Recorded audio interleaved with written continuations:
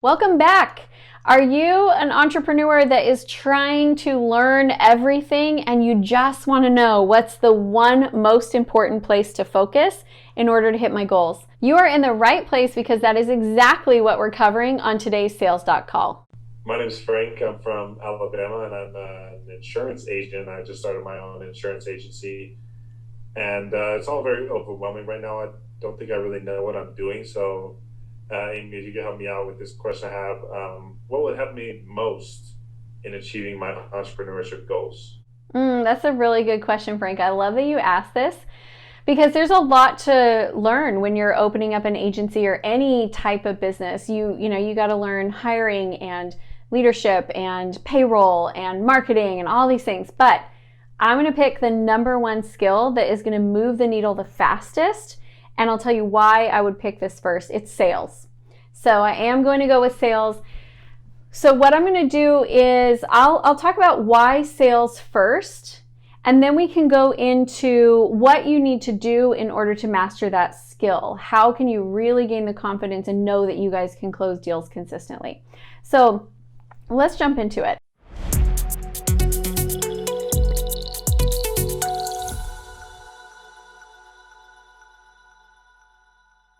I was not a natural at sales when I first got started. In fact, I struggled a lot. I think you could say safely that I was pretty bad. And it took me years to get to the point where I was making enough money to be able to focus on anything else.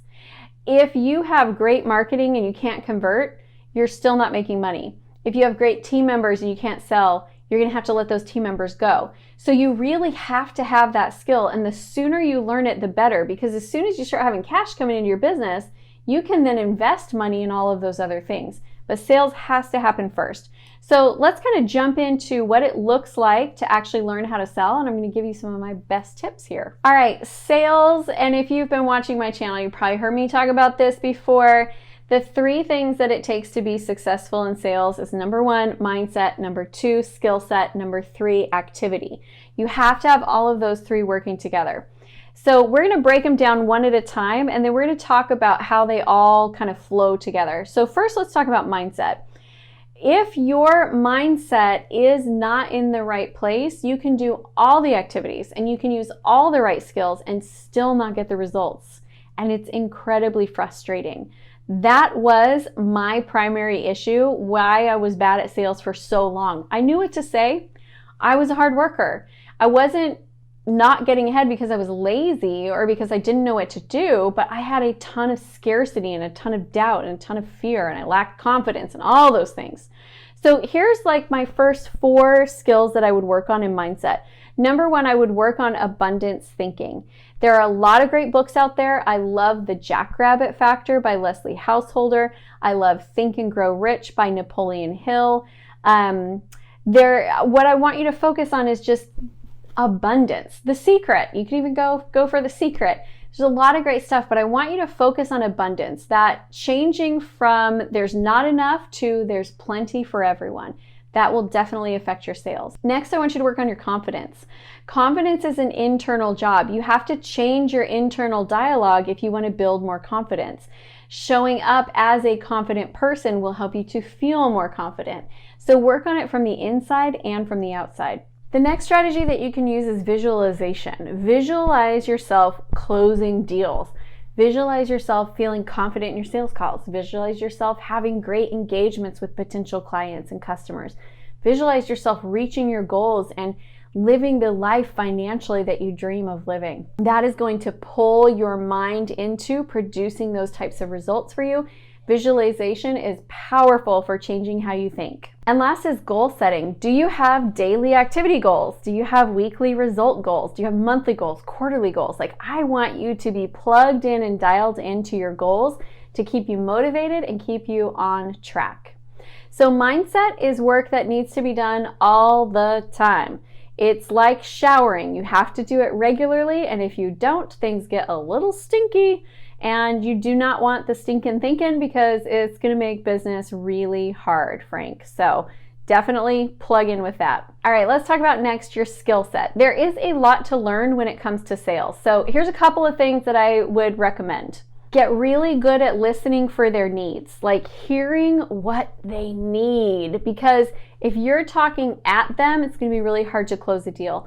If you're listening to them, they will literally tell you every single thing that you need to know in order to close that deal. It's pretty awesome. Second skill I think you need to master is building trust and rapport, creating connections and creating them quickly. I have what I call my BFF policy, which is where I just talk to everybody as though they're my best friend. And I come from that assumption, and I come from like a deeper place than where most people start the conversation. And so we get to that place of connection a lot more quickly. It also really does help when you actually care about the person and not just about your bottom line. The next thing is learning to articulate the value of what you do. It's hard, I get it. But I talk to a lot of business owners and they can't clearly, concisely say what they do for their clients and how they can help them. It's like it takes this long explanation.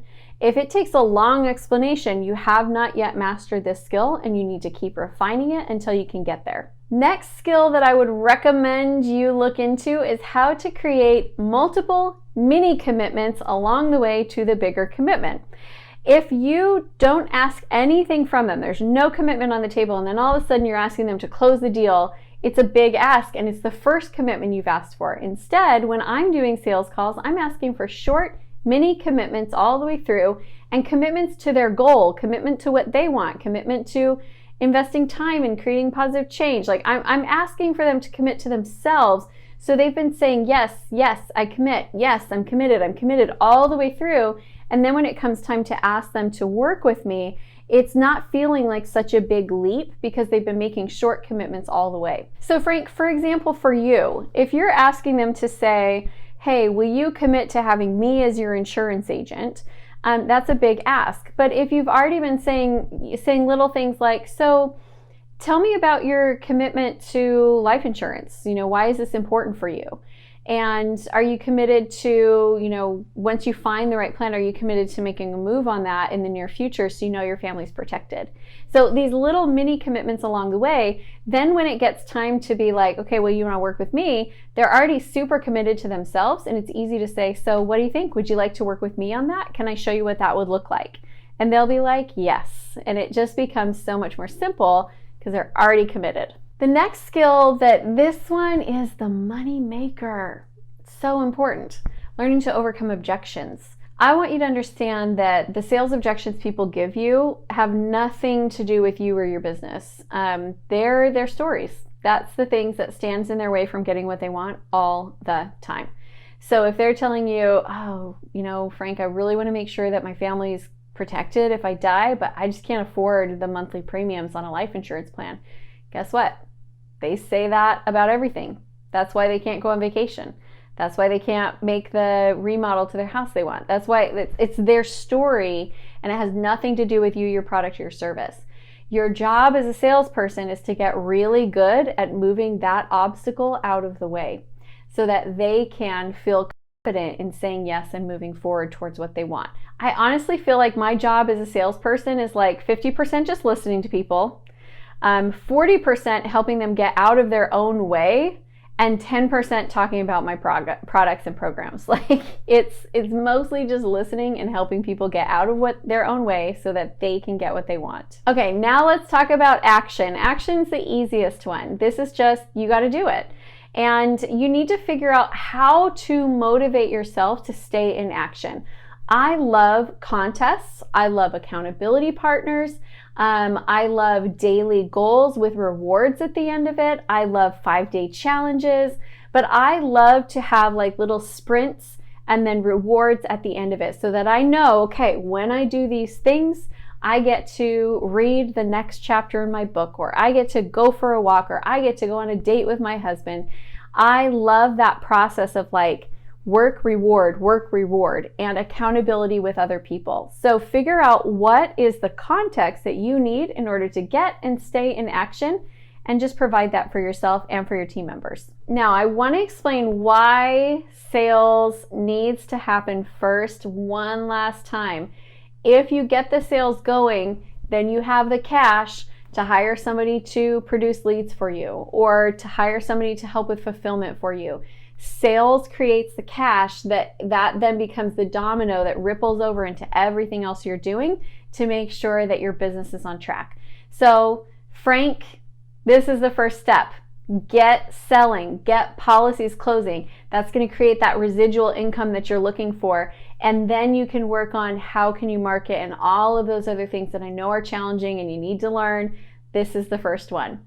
And you're not alone. So for all of the rest of you like Frank who are needing to figure out what do I focus on first, you focus on sales first.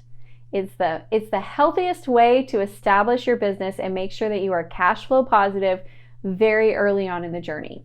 So now that you know what will help you the most in achieving your entrepreneurial goals, the next video that I want you to watch is how to generate leads without a marketing budget. This is going to be a really powerful video. Go check it out, watch it, learn a lot. There's some really good gold nuggets in there.